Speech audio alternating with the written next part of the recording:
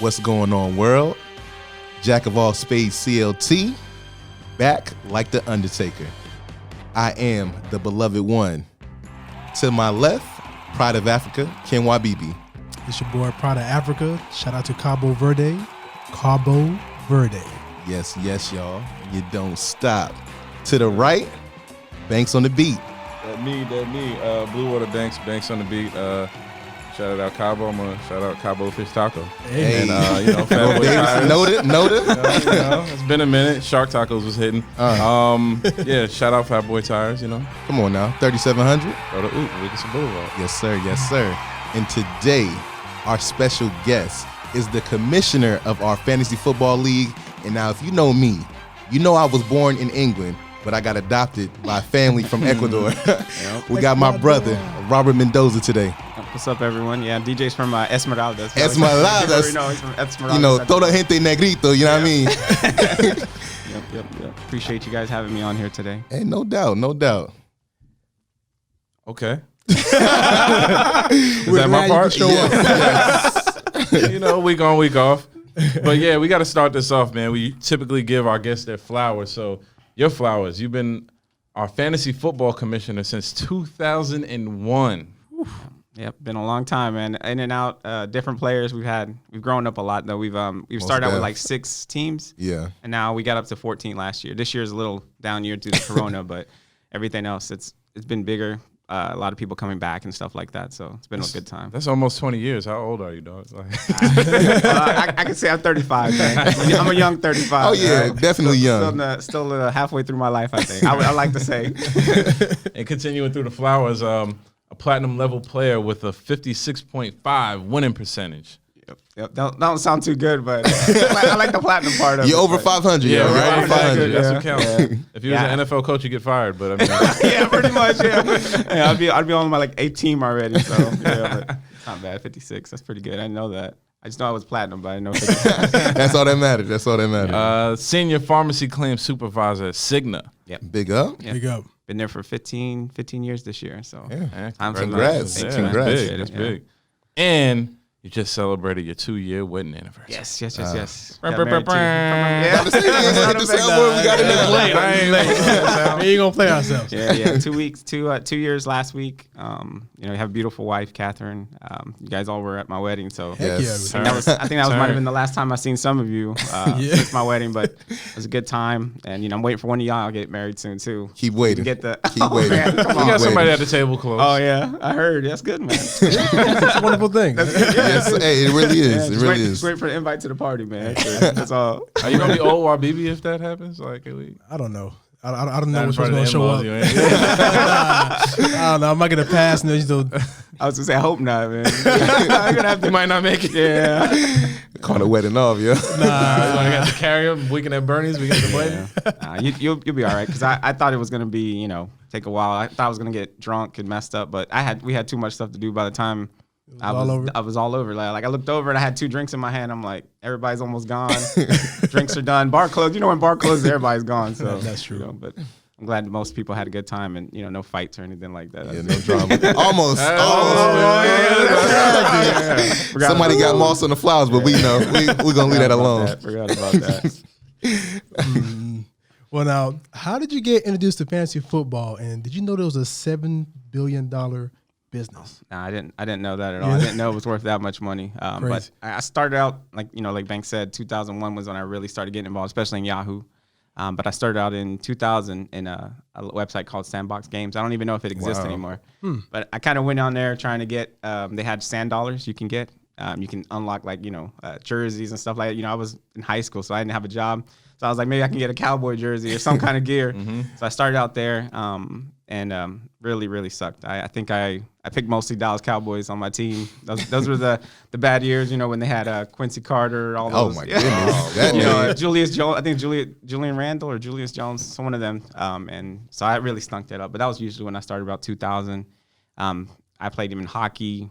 I don't even know nothing about hockey other than the Hurricanes. Don't know about hockey. I got hockey, baseball, football, a little bit of everything, but wasn't really good at it. And then started to develop, how to play, how, what the skills were.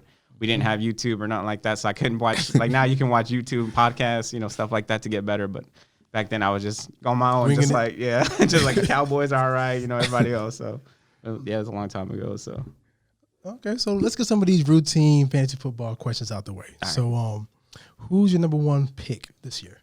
my pick every year is Ezekiel Elliott. Regardless. Gotta feed him. Gotta feed him. Like I always said, like if I'm whether I'm the first pick or the 14th pick, I'm always gonna take Zeke if he's available. But I like to get some love to the Panthers too. If I had the number one pick and I was being serious for money, like a lot of money, I'd probably pick CMC. Christian McCaffrey. Yeah, he's a beast, especially now with Cam gone. I don't see them throwing the ball that much. Teddy Bridgewater, they're gonna be definitely a big time running team, and I think CMC is gonna get the ball, catching it, running it. He probably might throw a couple passes. Yeah, right. He do everything. Multi-purpose. So I would say definitely CMC would be my number one pick if I had to pick seriously. Okay, so in your opinion, who's the biggest sleeper in the draft this year? I like a few players. I did take Cam Akers in one of my leagues. He's on the Rams. He's on third on the depth chart behind a couple of players, but he's a rookie coming in, and he's really looking really good. I like the way he's been practicing. It's kind of hard this year with COVID going on. They weren't able to do the preseason games, so you didn't really get to see, like the how they play in games and stuff like that. So it might take him a little while, but I think he's going to be good. He's going to get on the field. I think his name is Jonathan Taylor, too, from the Colts. He came from Wisconsin, right? Yeah, he's going to be a beast, too. He's kind of like, to me, like kind of like CMC, too, just runs the heck out of the ball. I can see him doing good, too. I know they got Marlon Mack, but I see eventually he'll probably take over, especially if there's injuries and stuff like that. Now, listeners, you hear that expert analysis. Like, this is way don't play the games. Yeah, that's that insider knowledge right there. I'll give it out because I already drafted all my leagues. If not, I wouldn't have done it. But it's just, it's also luck, too, man. A lot of this is true. It's good luck. You can pick the best team, but, a couple injuries and you're done, man. You're done for the year, and there's nothing you can do. You got to pick up them sleepers and be up at 4 a.m. doing waiver wires and stuff like that, man. People don't understand how serious it is. It's really serious, especially when there's money involved. Ooh. Well, for us, mostly it's a competition. I know money's nice and stuff like that. Camaraderie. Camaraderie. What I'm saying? And bragging rights. To have bragging rights for a whole year of being like, hey, I'm the champ. Walk in the next year when the draft with your jersey on or a shirt saying I'm the champ or the trophy. That's to me that's the biggest important part of everything. So being the commissioner, what's the biggest mistake you've seen in fantasy football? People making fantasy football. I think a lot of people. I know for me, like I said, I also made these mistakes at the beginning, so I ain't trying to call no one out. But a lot of people go after I guess I would say they try to draft every position available, every starter. Like defense, kicker. Like I don't leave my defense and kicker to the end. It's kind of hard to pick. Like I know last year Patriots were dominating like 30 points a game, but that's a luck. You don't know what's going to happen. So to me, I always get running backs, wide receivers, depending on the league. But that's my biggest thing is just trying to go after the best player available. And if I have any sleepers that I really think are going to do good, I would always try to go after them too. But I think a lot of people make the mistake of drafting auto drafting too. That's another thing too. My God. If you get all those connected off of Wi-Fi, so make sure you have a good Wi-Fi and stuff like that. But other than that, if you get disconnected and you may get a quarterback again that you already had one that's like you're never going to switch your quarterback up for 1 week. So to me, I see a lot of people make that mistake just drafting defenses or kickers too early. I would say so. For me, it's just that. And also don't be a homer like me and take Cowboys or don't think just because you watch the Cowboys all the time, be like, oh, he's gonna be good. He's gonna be good. Just pick who you really think is gonna be good. So you're saying diversify your portfolio. Yes, right. You don't want to sit with 12 Cowboys on your team and then bye week comes and you ain't got no spots. You got 4 players playing from different teams. Right, that part. Yeah, definitely. I think I've done that plenty of times. That and I've actually drafted multiple quarterbacks, but doing that mistake, it worked out for me in the end because then I had somebody to trade later when somebody else's quarterbacks always get hurt. Yeah, that's true. Somebody's quarterback always goes down. So, you got to have that. And I also think like those first 3 or 4 weeks of the season, you got to see who is who really, because especially in like the pandemic now, how the league started late, there's no preseason, like you said. So there's probably some players that ain't in shape like they should be, and there's going to be some guys that came ready. Yeah. So we're really going to see who's who, I believe, when it comes 3 or 4 weeks in, hopefully. Yeah, I agree. It's going to be tough. I never played football like that, but I can imagine they'll be out of shape just coming back from, vacations and being at home, not doing stuff. I know seen a couple players overweight, so I'm hoping that. This guy's funneling small business money. I mean, Wasn't that from your team or former Jet? Ooh. What's the next question? Worst trade you ever seen? I've seen some pretty bad ones. I don't think nothing comes to mind from our league. I know there was one time the Gronkowski gateway. Oh, man. I don't remember who it was for, but I remember I think Banks gave away Gronkowski for a few picks that weren't that great. I would say. I didn't think it mattered. I think that's probably the only one I think from our league. But I've seen some really bad ones. I've seen some people draft last year. I think I had a couple leagues that they drafted Lamar Jackson, traded him for maybe like a second string running back, thinking they was going to get up there, and they're really they took off and really beating themselves in the head right now because I know that they could have. That's pretty much Lamar Jackson's like a league winner pretty much if you think about it because he's putting up 30, 40 points a game. It was a lot, but those are probably the worst ones. Like that's the only one that comes to mind is always that Gronkowski. We don't really make too many trades in our leagues, I think.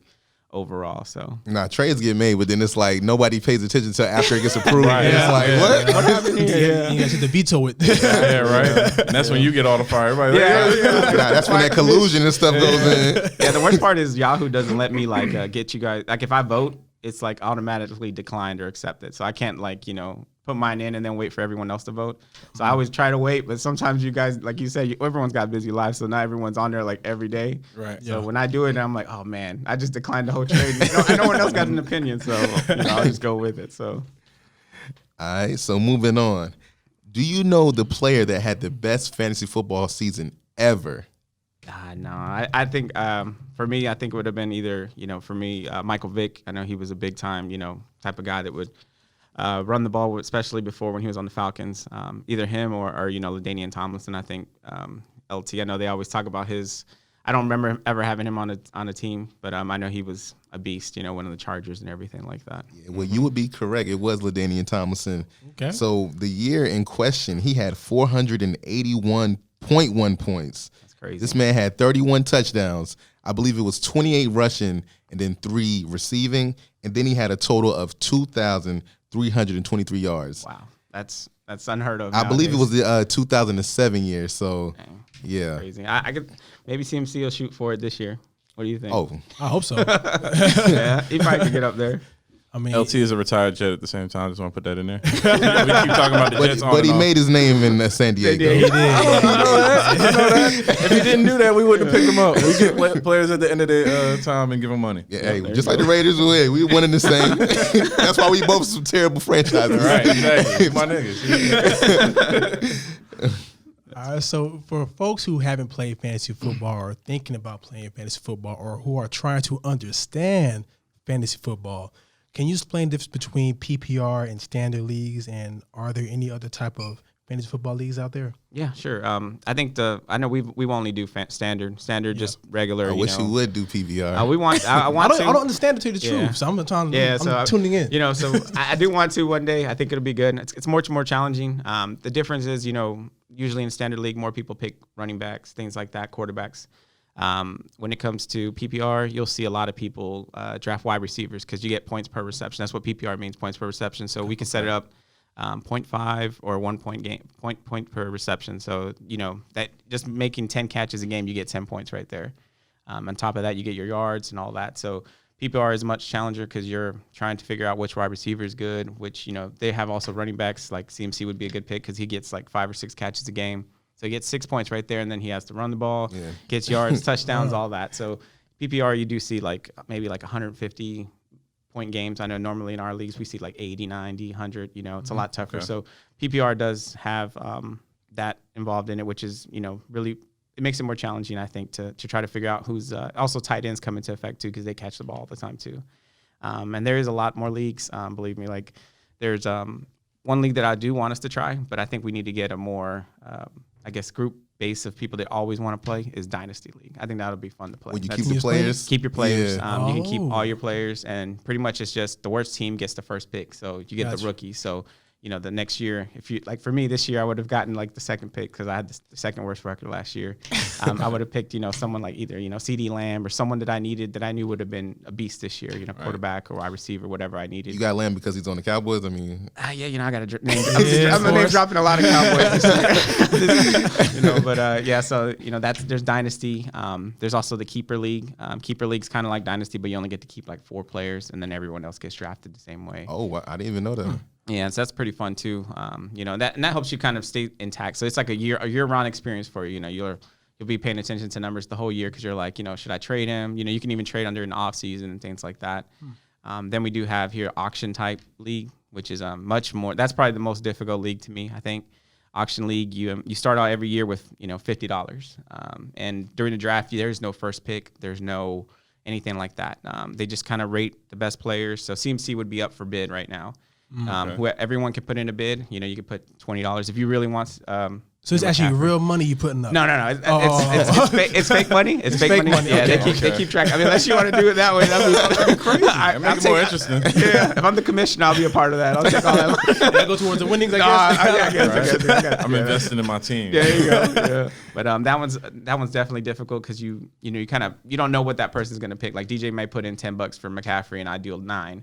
And he wins them because he bid up a little bit more. Right. Oh, so you don't know what his bid is? Yeah, you don't know. Not until everything's in, and then and then be like, okay, DJ won the player, but now DJ's raw. Now his salary is lower, so he's not going to be able to get another good running back, unless he wants to spend more money. And then you don't know. Like you could get good players though. Like if you wait till the end, you can get like like maybe someone like Julio Jones for like not as much as he would have gone at the beginning because everyone else's money's gone now, so you're the only one that can kind of bid up on that. So that's a fun league too, but that's I've never done that one, and that one's really tedious. hard. Yeah, very much so. So gotta be locked in. Sounds like me and you need to be like the Jets and the Raiders, and just like at the end we get all the good stuff, and at the end we just get a bunch of veterans that's wall. Hey, that might work. That might work in auction league. It doesn't work in real life. Nah. It's like a real life Madden, like the simulators type thing. Right. For sure. Yeah, but those are mostly the big ones that everyone plays, and I wish one day we can do Dynasty. I think it'll be kind of dope, have the same players, and you can follow, like you have a Hall of Fame, play 10 years, you'll have a Hall of Famer on your team the whole time, and look kind of cool just to follow him the whole time and see how he does. But dope. Okay, I want to talk about the culture of fantasy football, more in the perspective of the things you don't really get to see so much from these leagues that people have, as far as our live drafts we've done, which are basically parties. Like little parties. That, and as well as like the last place punishments or anything that goes along with that. I'll let you speak a little bit deeper on how these parties go, because I do remember one vivid memory of one. Man. I think it's on one of my phones somewhere. Yeah, we always go hard regardless. It don't have to be nothing really to celebrate. Straight we up. always go hard, but fantasy, always drinking involved regardless. That's true. I think it kind of goes hand in hand with fantasy. Drinking, whether it be beer, shots, whatever. We always like to have a good time. So I like to try to not drink too much before we draft, because you're gonna end up with you're not gonna remember what team you have after the next morning when you wake up. But that's a good tip to follow. By the way, don't drink too much before you draft. Message. But overall, I think the fun part about that too is just now that we have much busier lives, we don't get together as much as we used to, and fantasies, like my Christmas, I always like to say, because it's like my favorite time of the year. I now that I don't get as much presents, I enjoy that because it's kind of camaraderie. I forgot how to say that word, but you know what I'm talking about. Yeah, there you go. I got you. We'll put it in there. Appreciate this. Yeah, appreciate this. But that just being around each other, talking junk. After we finish drafting, we end up looking at our teams. Saying, "Oh, you got a beast team. Well, why did you draft that DJ? Why did you draft that third string, tight end at that place or whatever? So that." All involved in that. Of course, good food's always a part of that too.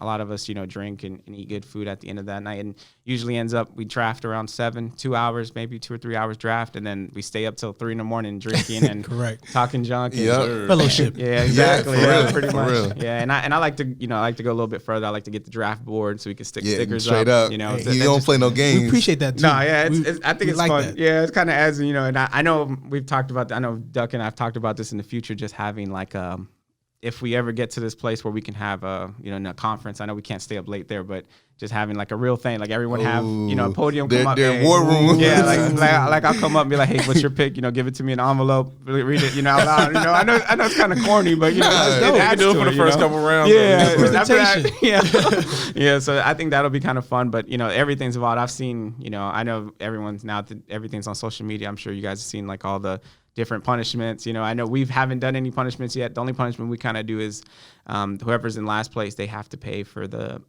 we have like a consolation round for those that didn't win it. and they had to pay $50 for that. But other than that, we've been kind of sissies when it comes to challenges that I've seen. Wearing pink shirts downtown. What else was it? Drinking shots and stuff like that. So it's always drinking involved. Yeah, always. So we're gonna try to do that. Not this year, of course, because nothing's open now. But maybe in the future, I think punishments will be great. You guys will have me in a couple years, and we'll have some good stories probably from that too. All right, sir. So you were the champion of our league in 2018. Yeah. Describe the feeling of winning a fantasy football title. Oh man, that's my only accomplishment in sports that I really have. So I would say it's a big accomplishment. I felt great. You know what I'm saying? Like I wanted to pop champagne bottles and do all that, and bragging rights for the rest of the year, which is always good. So I was happy. Cloud 9. Just knowing that I had the best team, it makes me feel good too. That because you invest so much time in it. Straight up. And then of course, the prize money is good too. Get to buy myself a couple of Jordans and stuff like that. And then show it to you guys, be like, hey, appreciate you guys donating to the Jordan fund. But it was fun. It feels like it was a long time ago, and it just makes you want to keep going back to back and keep winning more and more. But you should know about that. Well, sadly, now that you mentioned it, going back to back, you were unable to go back to back. Hardware alert. Because doing that thing. A young man by the name of DJ Spellman won last year. Yeah. But let me be transparent to the supporters, to the listeners. I have been trashing our league. They used to talk to me like, yo, you play football. How you can't? I'm like, listen, Michael Jordan was a great player. He's not a great general manager. Correct. I had the same kind of complex. But last year I finally broke through. Got the title. And I got the title, and that prize money definitely hit. Yeah. Persistence. Yeah. Yeah, definitely. Yeah, you had a good team, man. The whole year, I think you were pretty much first place the whole time. I was last place, so I didn't even get to see the playoffs. But I thought I was going to come back and win, but it didn't happen. Yeah. Didn't I put you at the playoffs? You did. So if y'all see some animosity, y'all know why. Y'all know why. Oh, you know what? I got a question, though. So as far as the league size, is there a league that's 2-2? What's a good size league for you think, in your opinion? I think 14-12 is good. 14-12 is good. That makes you kind of reach. You kind of have to find those treasures, those little hidden gems out there. Mm-hmm. If you have this year we have an 8-team league, and it's all the teams are beasts. Every team has you have Cam Newton out on the waiver wire, or someone that Tom Brady's on the waiver wire that no one really if we played 14 teams, he wouldn't be on there. Correct. So I think 12 to 14 is a good size. If you do 18-20, makes it harder, makes it more challenging, which is also good. But you'll be picking up a lot of scrubs off the waiver wire to kind of meet your team. But I think 12-14 is good. I didn't even know you could have that many, 18, Yeah, 20. you can have 18, yeah. And do you know what's the max? 22. Wow. But that's I wouldn't want to be in that league. Oh, my God. Nah, me too, yeah. You got to be really a genius mastermind to construct your team. You got a 20. Yeah, it's fairly hard. I've never seen a team like that. I've seen people online doing with the, and then that would cause me to buy 2 fantasy boards too. 'Cause we'd be up probably all night drafting, because we draft now with 18 people, 18 players, and it's a 3-hour draft. Yeah. If you really take it, we take it serious. So we're on there for the whole 2 minutes trying to draft. But just doing that, it would be probably 3 or 5 hour draft. Probably. I don't think none of us want to do that. Oh, so now break it down for the folks at home how you do your prizes, or what's the buy-in and the breakdown of how the prizes go. Yeah. So it depends on what you want to do. You can do at any time amount of money. We've gone from $20, I think, first started out, and then we went up to $175. Yeah, $175 last year. Mm-hmm. So we kind of do. I think it's normally 75% first place, 20%. Second place, and then 10% for third place. So you still come in third place, you still get your money back. Almost all you get a little bit more than what you put in. Second place gets a little bit more, but then of course the ultimate prize is first place. They get everything, right. And then like I said, we had a consolation prize, and that whoever is in last place gets to pay that, and it's usually $50.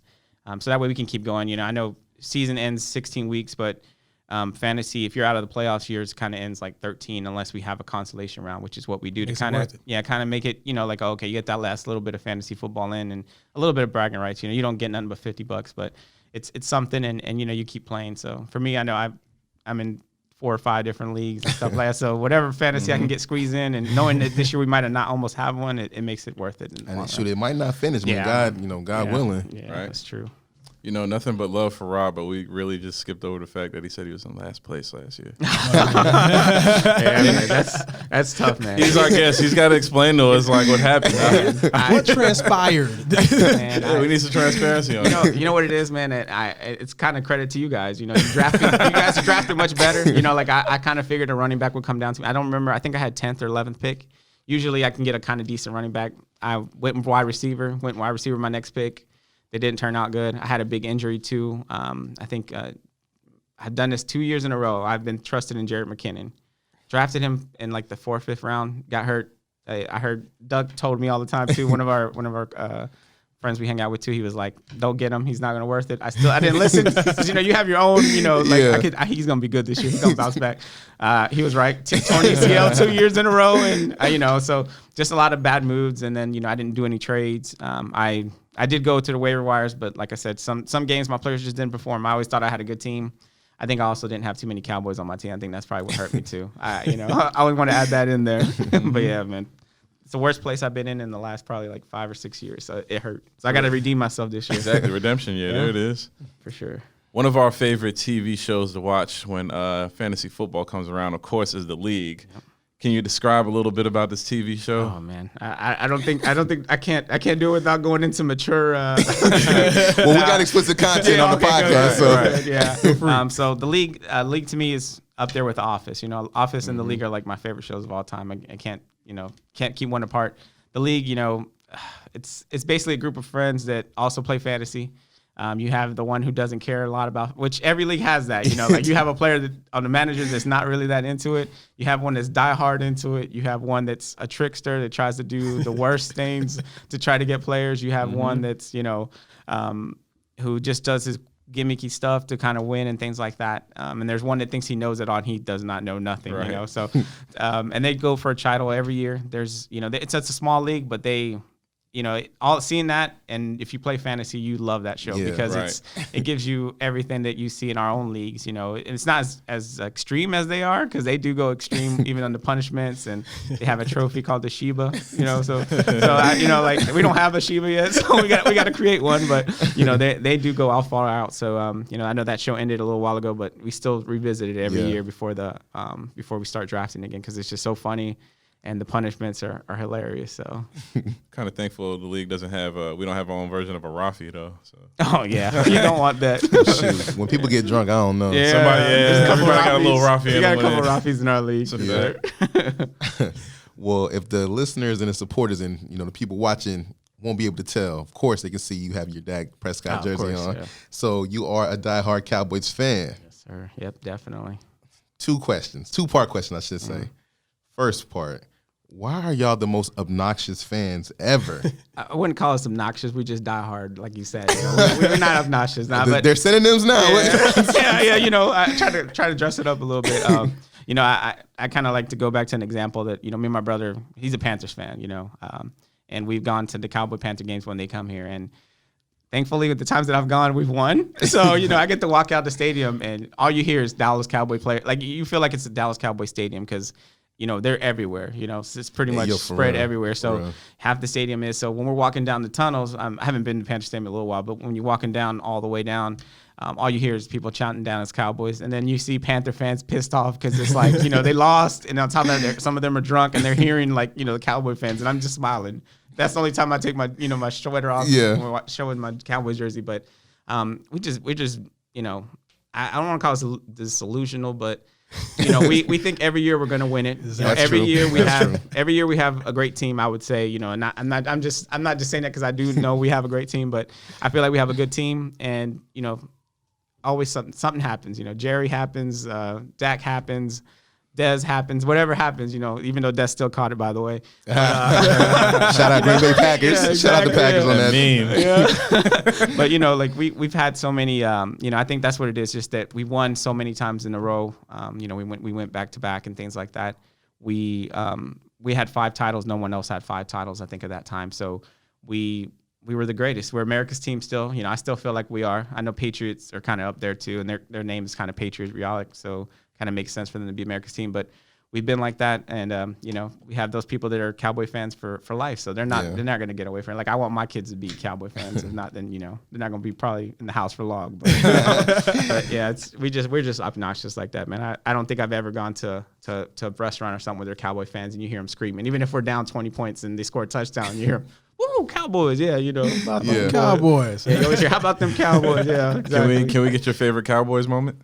Oh man, so many. And the worst, we need both. The worst, I need both sides. The worst is Tony Romo when he in Seattle when he fumbled the field goal. Yeah, you know, just seeing his heart break, holding his helmet down like this, like still breaks my heart. I still think Tony Romo got a bad rap. I think he was a pretty good quarterback through all that. And of course, one of my favorite moments, you know, just Super Bowl wins. You know, I was really young, but I remember watching it in my living room and just cheering by myself because no one else in my house really liked football or liked the Cowboys at all. But when they won that, and of course, you know, I love Zeke. So anything Zeke does, I think the Pittsburgh Steelers game. Sorry to all my Steelers fans out there, but when they I think it was a couple years ago, rookie year, he caught the ball, touchdown, and then Steelers scored really quickly. AB scored, touchdown, and then Zeke found a hole and just scored. And I was just like, I felt like the greatest because Steelers is always our rivals there. You know, they got the many titles and stuff like that. So probably one of my favorite moments is that. I think one of my favorite Cowboy moments is probably when they played the Niners and T.O. was going to the middle of the field with the ball every time. And then somebody finally washed him that last George Teague, I remember that. Man, I was so mad. Emmett went and laid one down. I was so mad, man. I was like, oh, man. And then T.O. comes to the Cowboys after that, and I'm like, come on, man. Like, you know, it's like. Get your popcorn ready. Get your popcorn ready. Man. So many crazy moments. Yeah, we always, like you said, we kind of do that, too. We always kind of get different stars, too. We took Deion from the 49ers, Terrell, you know. So it's, you know, we kind of do the same thing your teams do too. Y'all catch them at the peak though. Yeah, we get them when they washed up. Yeah. But we still don't win anything though. Same boat. Well, you kind of answered my second part question too. When I was going to ask why are the most hated team, but then you talked about it because early '90s. Yeah. Y'all had all that success. Yeah, everyone, you know, I mean, even, you know, Jordan, you know, Patriots hated right now. I feel like they're one of the most hated because they just win. Yeah. You know, and that's what it is. If you win, you're going to get hate. You know, everybody's like, why you got to win again? Why you got to keep winning? You know, but it's just the way it is. So I think that kind of brings the hate. And, you know, if you don't like the Cowboys, you hate the Cowboys. That's all it is. There's no middle ground. You know? Yeah. True that. I agree. Jinx.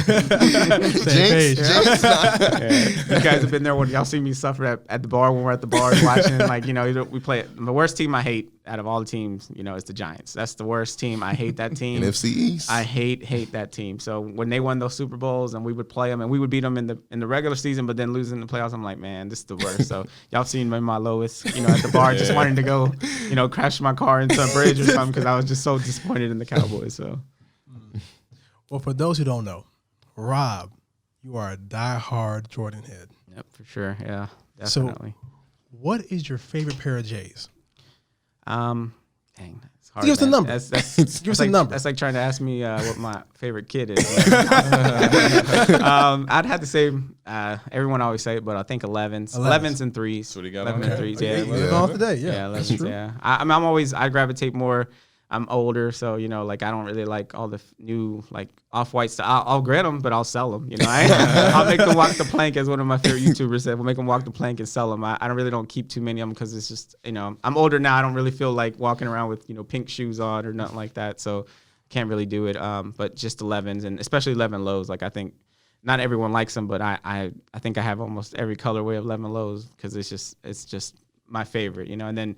For my wedding too, shout out to wifey. She let me wear my Jordans because she wasn't gonna let me. She said you can't wear them at church, but at the reception you can. So I was able to wear my gamma blue 11s that I always love. So okay, so is it more so the aesthetic or the comfort? What gravitates you more to the 11s? Aesthetics. It's not really comfort yet because 11s. No, you guys know. I was gonna say I've only had one pair of 11s. But you guys, you guys all, Banks. Well, maybe I know DJ too. Jordans. You guys have had them, and you guys still collect them for the most part. Right.